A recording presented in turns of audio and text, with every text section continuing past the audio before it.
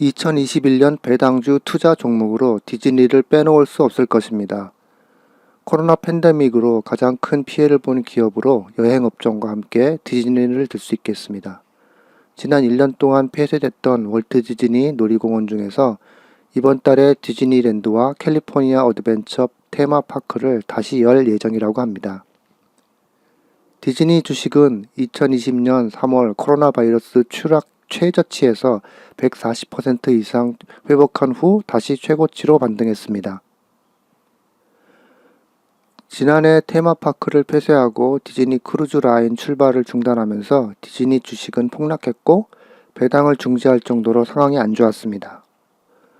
올해는 코로나 팬데믹의 감염이 줄어들고 각국이 백신 투여를 서두르고 있어 실적 회복이 기대되고 있습니다.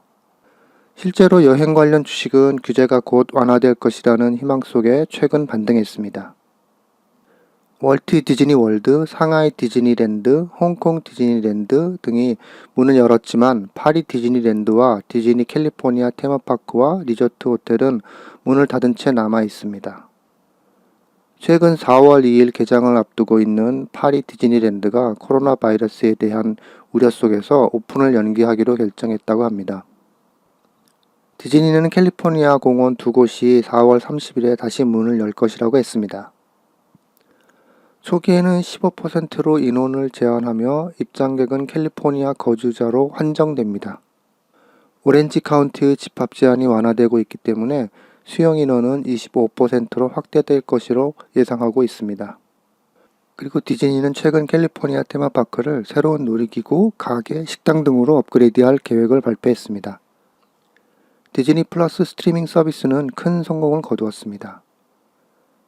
디즈니 플러스는 더 만달로리안의 두 번째 시즌이 10월 30일에 시작되면서 성공을 거두고 있습니다.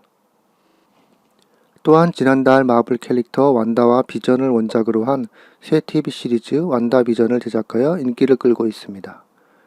디즈니는 작년 12월 2일 현재 디즈니 플러스 가입자가 8,680만 명에 이른다고 발표했습니다.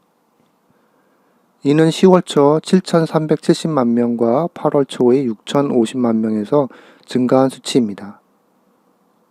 디즈니 플러스, 핫스타, 훌루, ESPN 플러스를 포함한 이 회사의 스트리밍 서비스는 1억 3,700만 명 이상의 가입자를 보유하고 있습니다. 올해 디즈니 플러스는 동유럽, 한국, 홍콩 등지로 확장될 예정입니다. 6천만에서 9천만 명이었던 디즈니 플러스 가입자가 2024년에는 2억 3천만에서 2억 6천만 명으로 증가할 것으로 예상하고 있습니다. 전 서비스에 걸친 글로벌 가입자는 3억 3,500만 명에 이를 것으로 기대하는데 경쟁업체 넷플릭스의 가입자는 1억 9,500만 명 정도입니다. 디즈니는 올해 ABC 스튜디오, 폭스 텔레비전, FX, 프리폼, 20세기 스튜디오, 서치라이트 그리고 다른 비즈니스 소유의 컨텐츠를 이용하여 국제적인 스트리밍 서비스를 출시할 계획입니다. 2020년 2월 밥 아이거가 물러난 뒤 디즈니 파크스 체험 및 상품 회장인 채팩이 신임 최고 경영자로 임명되었습니다. 아이거의 14년 재임한 기간 동안 디즈니의 주가는 400% 이상 상승했습니다. 그는 테마파크를 개조했고 스타워즈, 마블, 픽사를 디즈니의 영화 세계로 들여왔고 디즈니 플러스를 출시했습니다. 2월 11일 마감 후 디즈니는 162억 5천만 달러의 매출에 대한 32센트의 주당 수익을 보고했습니다. 테마파크 수익은 35억 9천만 달러로 53% 감소했지만 디즈니 플러스와 기타 스트리밍 서비스를 포함한 소비자 직거래 매출은 73% 증가한 35억 달러를 기록했습니다. 디즈니 플러스 가입자는 1월 2일 현재 9% 증가한 9,490만 명으로 12월 2일의 8,680만 명에 비해 1년 전보다 258% 증가했습니다. 3월에는 미국에서 월 이용료가 1달러 오른 7.99달러, 유럽에서 월 2유로 오른 8.99유로가 수입 증가세를 이끌 것으로 보입니다. 또한 ESPN 플러스 가입자는 전년 대비 83% 증가한 1,210만 명, 훌루는 30% 증가한 3,940만 명을 기록했습니다. 9월에 끝난 회계 연도 동안 디즈니는 거의 700억 달러의 매출을 올렸습니다.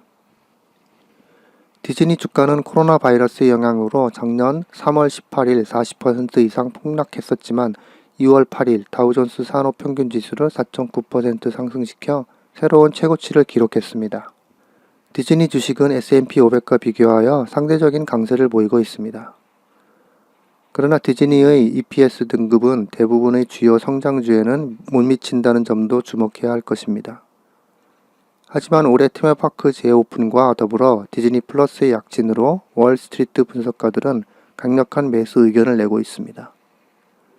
비록 디즈니가 배당금 지급을 빨리 시작하지 못할 수 있지만 디즈니 주식의 성장세와 미래에 대한 비전을 감안할 때 투자 가치가 충분하다고 생각됩니다.